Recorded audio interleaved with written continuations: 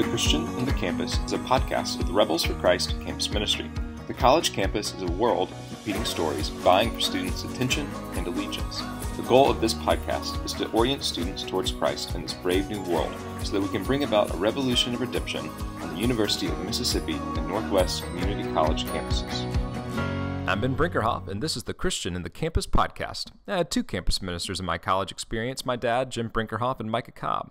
Last week you got to hear from Micah about what it means to be a Christian on a college campus, and today you'll get to hear from my dad. For those of you who do not know, my dad died in December of 2013 when I was a sophomore at Auburn University. Though I'm unable to interview him, each fall he started off the semester with a lesson intended to prepare new students for the college campus and returning students for the fresh academic year. This podcast is a recording of his lesson from the beginning of the 2013 fall semester. He attempts to orient students towards Christ by forcing them to grapple with the question, in a world defined by 280 characters or less, how is Jesus ever going to get a hearing? The cultural references are slightly dated, but the substance of this question is more profound and true than ever for students on the precipice of their college years. In a world defined by 15-second videos, snaps that disappear after a few seconds, and an app that allows you to skim through photos at a rapid pace, how will Jesus ever get a hearing in your life? If you will be on a college campus this fall, I hope you will find this as helpful and inspiring as I did as a confused and eager sophomore sitting amongst a couple hundred other college students in a circle of red chairs.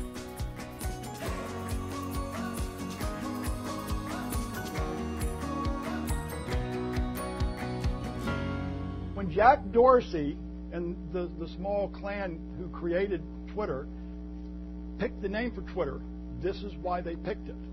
Because the definition of Twitter. And there it is. A short burst of inconsequential information. Okay, so first of all, it's very hit and run. How much can you get accomplished in a hit and run thing? And it is inconsequential. Okay, now can you define inconsequential for me? I heard a voice. Doesn't matter, not essential for your life, trivial, unimportant. Okay, now this is the guy that created the thing, and this is why he chose it, because it actually captured what they were trying to accomplish when they started Twitter. Of course, I would argue that it probably has grown and created a life of its own beyond what he thought. And he's really rich because of it. But I think that's interesting. Now, they've actually done some research analyzing the nature of all this millions and millions and up to billions of queries and interactions on Twitter. Now, I don't know if you can read this. I think you can see it for the most part. It gives you the pie chart. Now, just take a look at it real quick.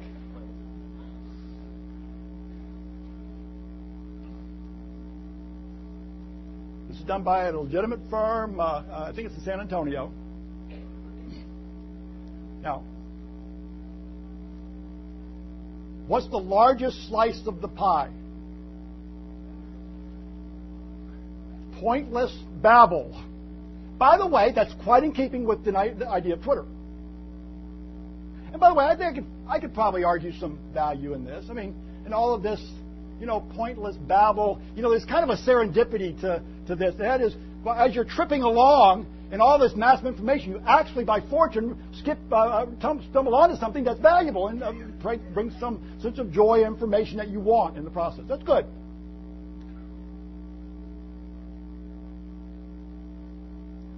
Next largest slice is conversation. Conversation good? Okay, just interaction, just keeping up with my friends but sometimes it belongs to both. I'm not sure which one this belongs. By the way, I am at Walmart. You wanted to know that, didn't you? I'm baking cookies right now. Of course, if you really care about my life, you should want to know this about me. I am sitting down and watching The Hobbit tonight. I'm going to even tell you what my future is.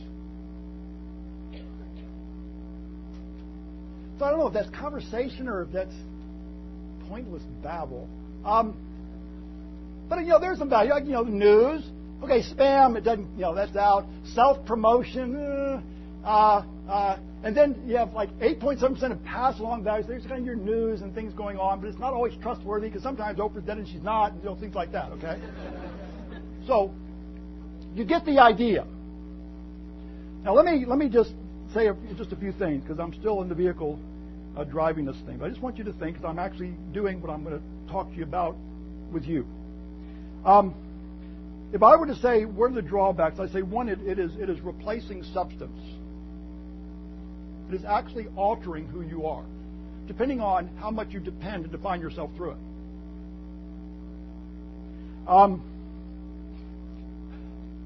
It's nibbling away at your attention span. Short burst, and that's all you'll take. And it's training you to think that's how it works. Even getting to know people.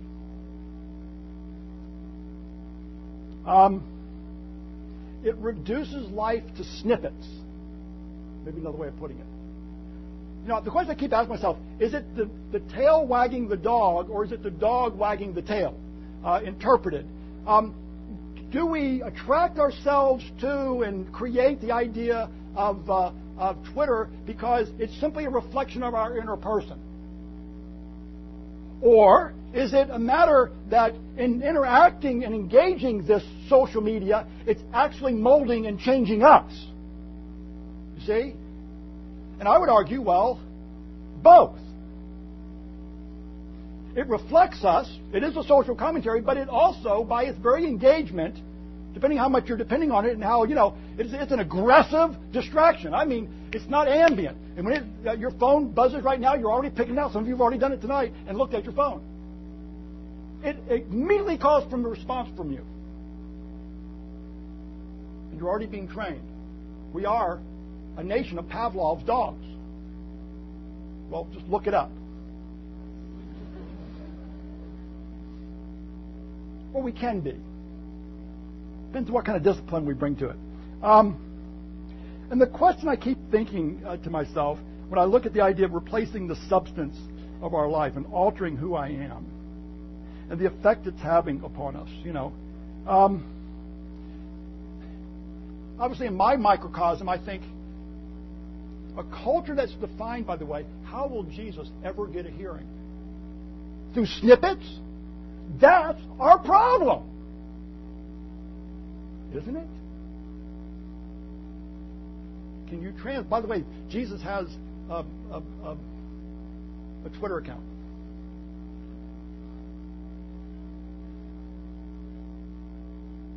You seen it?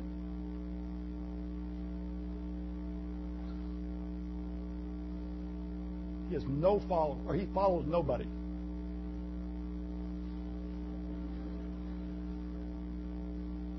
Of course, I'm told you don't follow anybody, but you have everyone following you, you're very arrogant. That's what I was told in Twitter language.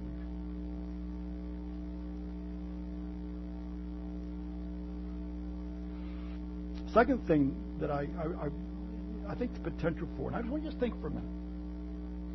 It displaces, and you got this, true relationships. But in a generation that's never known anything other than Twitter and social media, do you even know what the difference is?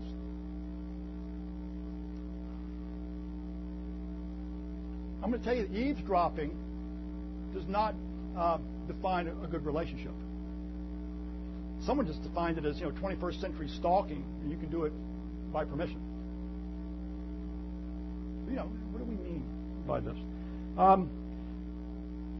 There are those that are arguing that it's eroding the very characteristics that make us human. And part of that dynamic is we are social beings. And by the way, if you understand and accept the idea that God made us, God made you that way. There's a reason that even drew you to this room tonight, regardless whether you believe in God or not, whether you realize it or not. So it's redefining intimacy. It's substituting for potentially real conversation. I was talking about some of that. This is for free. Communication models. And when you're sitting there talking to someone and the communication process, the majority of what is communicated from one person to another takes place how? It's the nonverbal. 80% is nonverbal. Now, what's taking place on Twitter? 20%. And of course, you guys got some interesting ways of kind of, tweaking so you get some nonverbal language inside of it. But still, nonetheless, it is radically handicapped. You with me? That is not a conversation. Did you think it was? No. Meg Walzer and her one of her novels called The Uncoupling, very interesting. She has this little social commentary inside of her novel. The generation that had information but no context. Butter but no bread. Craving.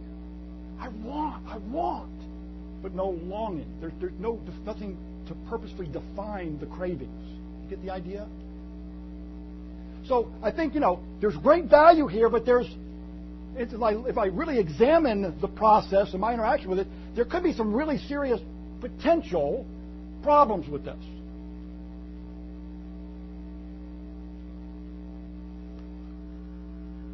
Well,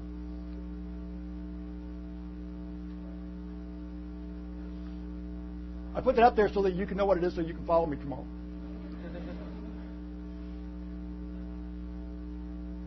It's 35 now, not 34, by the way. I feel better as a human being today as I did yesterday.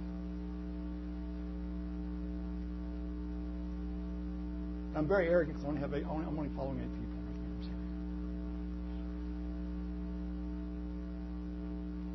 I was trying to save space. How do you say a lot and a little? Well, you just don't use any punctuation or anything.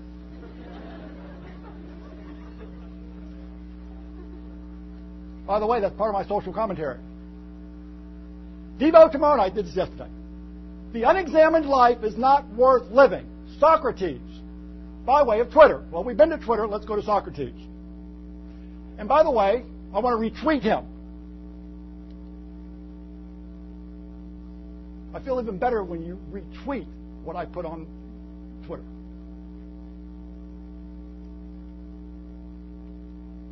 I'm not sure I had that experience yet, though. Let's go back and look. I'm not sure how I would know if someone retweeted me. How do you find out if someone retweeted you? See? My daughter.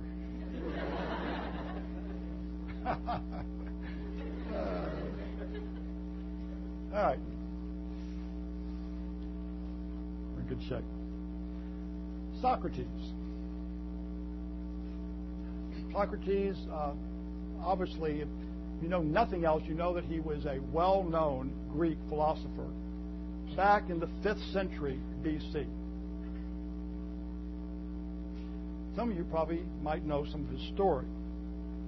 So before I retweet his quote, I want you to understand why he said it.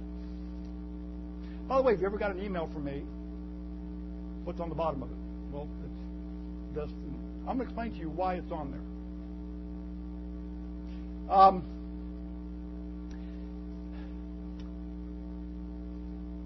He was, if you will, a social conscience and a social critic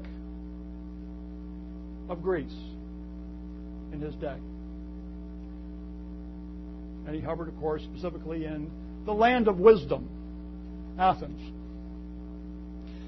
And he had many followers. One of those is the very famous Plato. That's how we know that what he actually believed, because he didn't write about it, his followers wrote about him. And Plato was one of the major ones. In the book, his work, The Apology, which is well worth reading, by the way.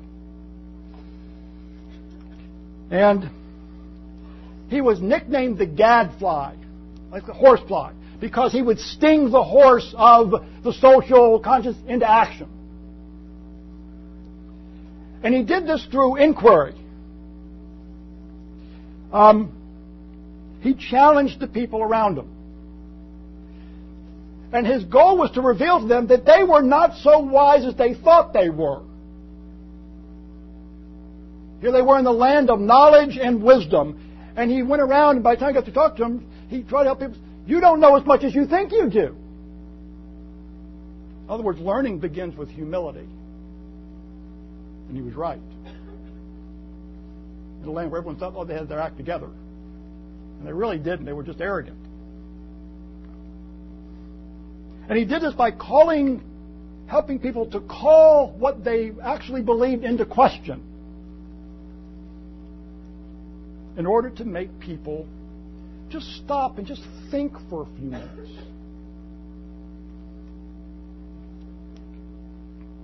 He believed that the truly wise person is the one who knows his own ignorance. And thus his famous statement that he repeated over and over, I only know that I don't know. Now, he knew really quite a few things, and he was obviously very intelligent, but you get the idea. Again, he understood the pursuit of learning starts with humility. Now, of course, the interesting thing is it got him in trouble. His purpose, though, if you really read him, is this. He wanted people to pursue a life of virtue. Good thing. He believed that we should pursue integrity, honesty, thoughtfulness, pursuit of personal and spiritual growth as a result, but that there were no shortcuts to it. But you had to actually stop and think every now and then, rather than just get engaged in all the frenzy and just get on with it and do stuff. And he believed in something about human beings, which, if you believe that God created you, this is built into this. That we as human beings have the ability to transcend our instincts and our desires and actually pursue consciously choices that are ethical. Now, as I said, it got him in a lot of trouble. So he not only pursued it as a person, but he also felt obligated because he loved the people of Athens to help them move that direction too. And there was a lot of corruption at this time. You see? And so in 399 BC, they arrested him and put him under trial. And he was charged with two things. Not endorsing the state religion and by corrupting the minds of youth, by getting them to think for themselves a little bit. You're getting a little bit warmer why I like this quote, why it means something to me. After all was said and done, he was sentenced to one of two options. Exile, which, if you understand, was paramount to him giving up his life of pursuit of not only personally but socially engaging a life of virtue. Zip it and go into isolation. Or to drink poison and die. And he chose, this one point everyone knows, what did he choose? He chose death. He drank poison with hemlock in it. And you ask the question, why? Well, that's where the retweet comes in. That's where the quote comes in. It was in that context he said this: the unexamined life is not worth living. Now, I want you to notice what he didn't say. He didn't say the unexamined life was less meaningful. That's not what he says. He's not saying that the examined life is better than living an unexamined life. He doesn't say that. What he says is the unexamined life is not worth living. So let me just pause just a second and think about that right now, before all the frenzy begins. What do you think he meant when he said this?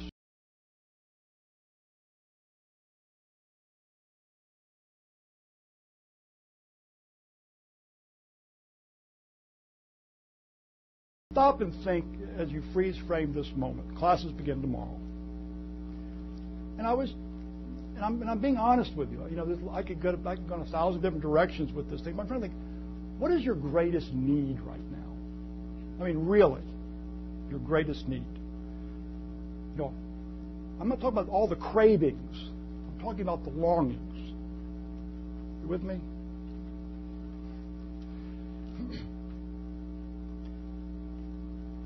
When I entered Auburn University, it was back in 1975.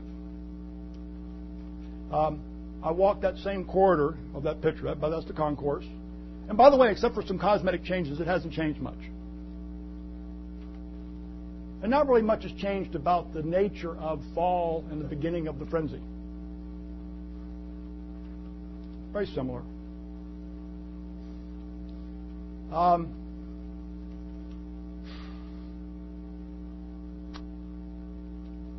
In all honesty, when I entered this camp, because I also came from New Jersey, and that created some culture shock. Most of you are probably from the Southeast. Most of you are probably from Alabama, so not of that. But there's still some culture shock going on here, by the way, with you. You'll realize that in a year or so, or maybe next semester.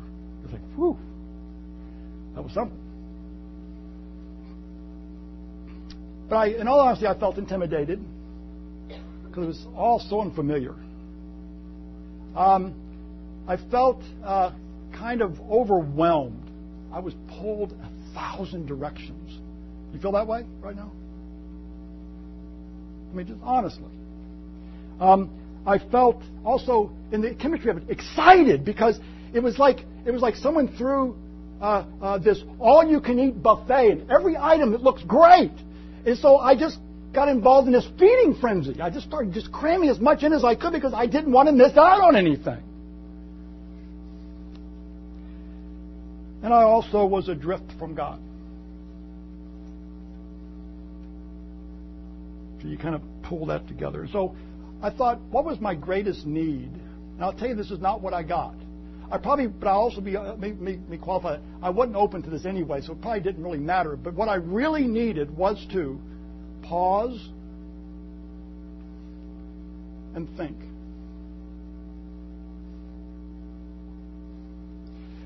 And part of that thinking was someone maybe pointing the right direction for me. I didn't want them thinking for me. You're in college now. That's over with. There's no spoon feeding in college. You're going to have to work this out on your own. And it's the time for it. And it's real serious on every level, socially, academically, spiritually, relationally.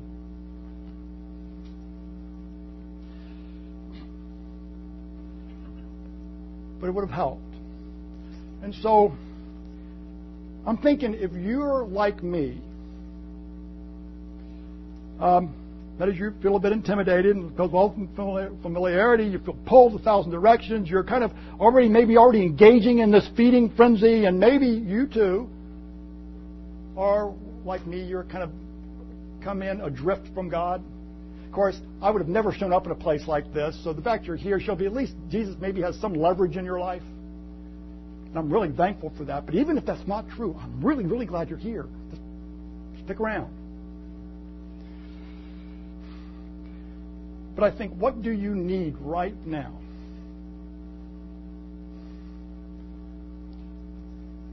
Well, it's really what we've been doing.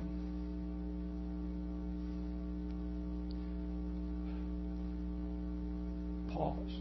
We're at Devo. If you thought this was just another thing on your calendar and the frenzy of activities so you don't miss anything, I want to alter your perceptions of this.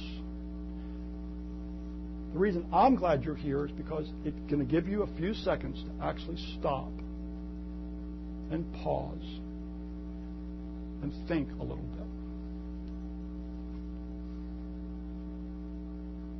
Breathe a sigh of relief. Maybe just reflect thoughtfully for just a few moments in the quietness of the room. I think that's your greatest need right now.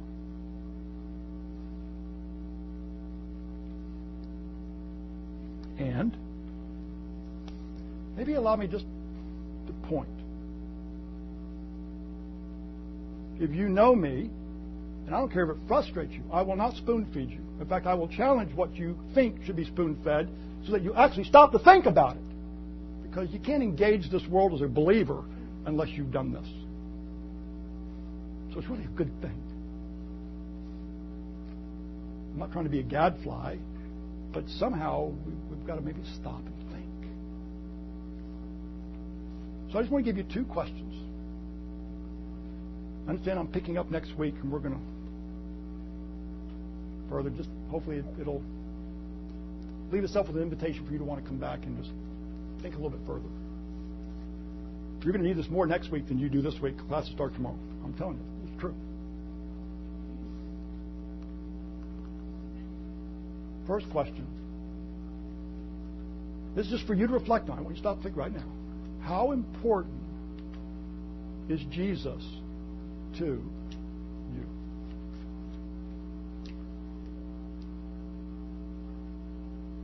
Now, some of you, you're so snippet, you've already tuned out. You're struggling with this. You can't even get to this point. And you're going to have to work on this one. Unless you want to live a life, the unexamined life is just not worth living. It depends on what you want. It's what you want out of life. And I think it's rather a substantial question because God has given us eternal life. That's not just longevity of life, it's a quality of life. And this life is in His Son. Whoever has the Son has life. It didn't say a belief system, it says a life.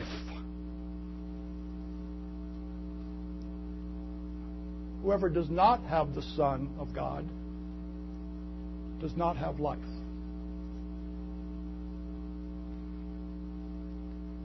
So in a room of predominantly those who ID themselves as believers in Jesus Christ. Yeah, but how important is He to you right now before the feeding frenzy begins? Second question, last one, is do you wish simply to claim to be a Christian? Or do you long to be Christian?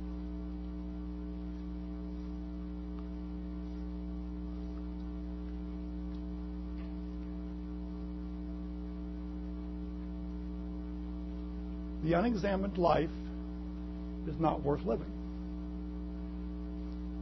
And Jesus, who was the perfect human being, who actually showed us an actual way of life that we can live,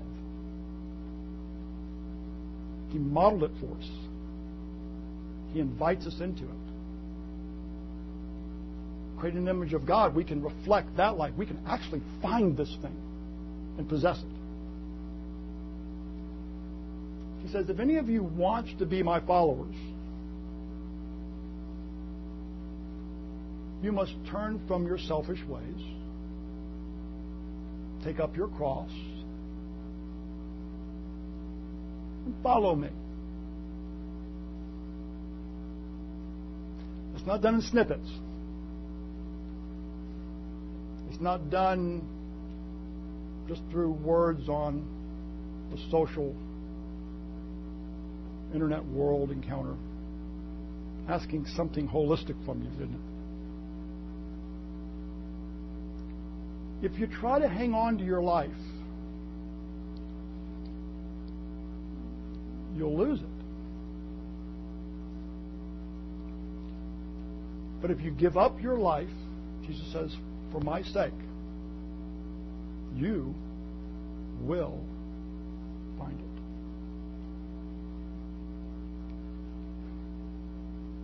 And so Jesus has His own questions of inquiry. And we say these so clinically, so glibly.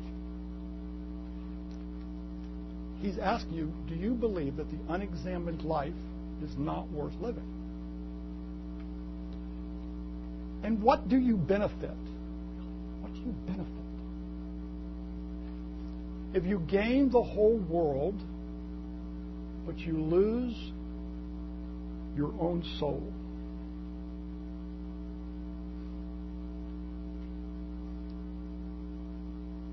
is anything worth more